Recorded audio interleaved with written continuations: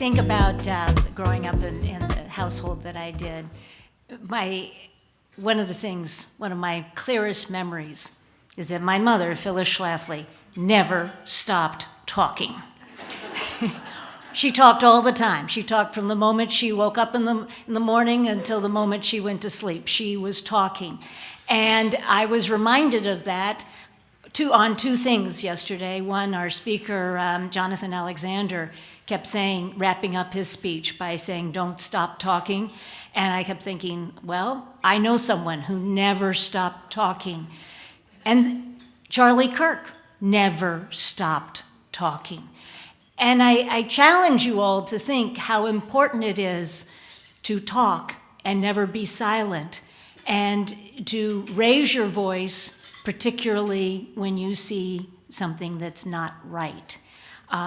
We have 3 days of activism during our time here in Washington, D.C. with Eagle Council, and part of our charge, our mission during this time, was to talk and not stop talking to our elected representatives, because they always need to hear from us. I think it's, I think one of our speakers at the Capitol said to us, "Are you tired of winning yet?" And it made me think back to the dark days of 2020.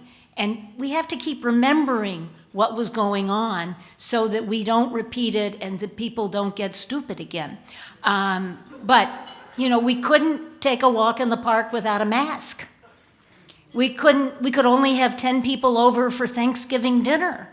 Biology was just a state of mind. Roe v. Wade was still the law of the land.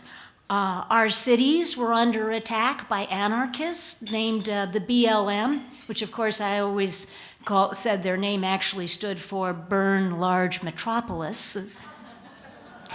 The definition of science was Fauci. By his own words, he said he was the definition of science. Churches were closed. We were mandated to participate in a drug trial experimentations. And so it's been quite a difference these 5 years.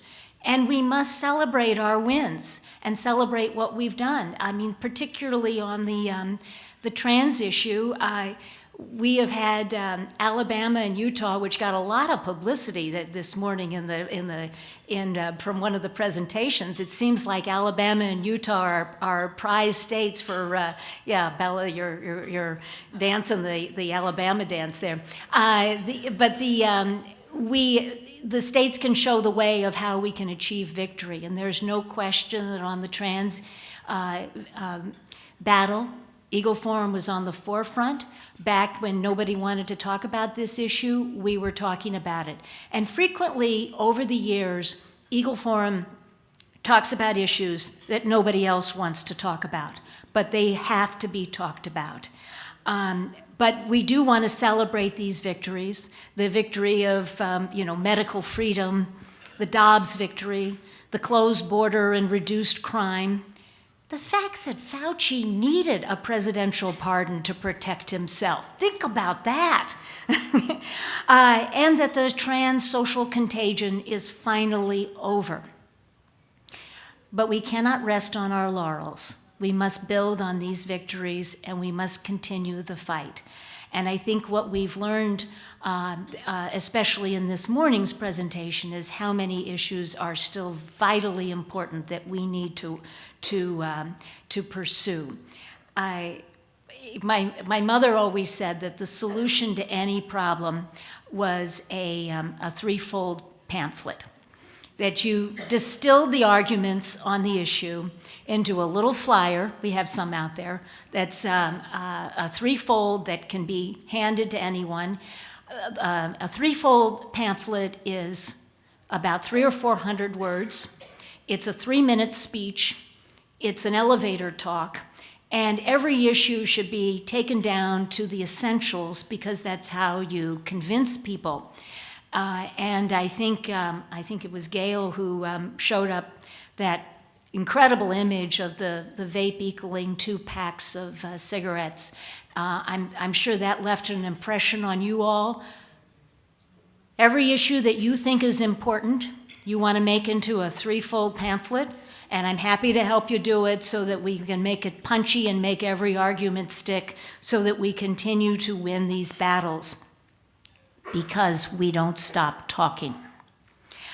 So we lobbied on a number of issues over the last couple of days to our legislators, our elected representatives.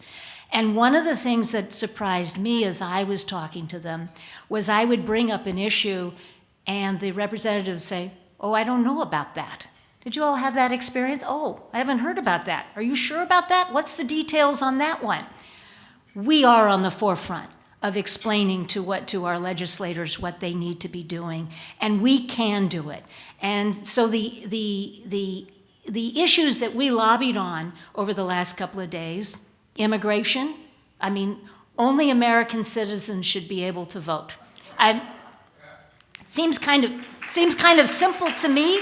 For some reason, this is highly controversial. Marijuana, no good can come from the legalization, and we have to protect our children on this.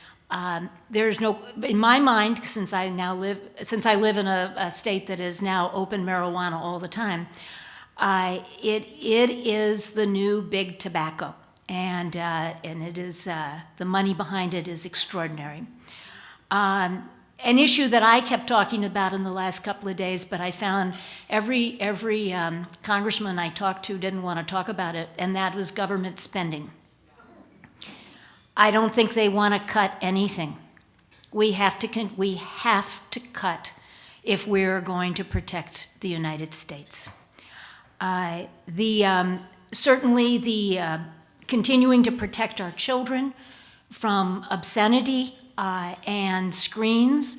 One of the things I've decided that is, if Congressman Mary Miller is proposing a bill, Eagle Forum's supporting it. And that everybody else should too. She has such a slew of great legislation, and I'm always impressed with what she comes up with.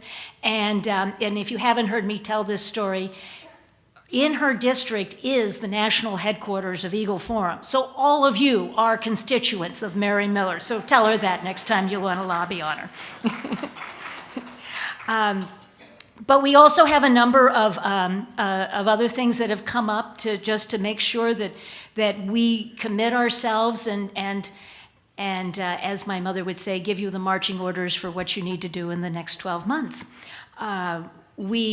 We certainly need truth in vital records. I mean, the idea that you can go in and change your birth certificate to something else is ridiculous. I experienced this firsthand in St. Louis when a man did that, and then next thing I knew, he was using the women's locker in our local gym. That caused quite a kerfuffle, and we found out that that was perfectly legal in the state of Missouri until we got it stopped. So make sure that your state doesn't let the birth certificates just be unilaterally changed for no reason, just because you feel that way that day. I thought that video on religious liberty from Alabama is quite extraordinary, because I feel better now knowing that we have a constitutional right to post the Ten Commandments everywhere we go. And let's start with the idea, thou shalt not kill. And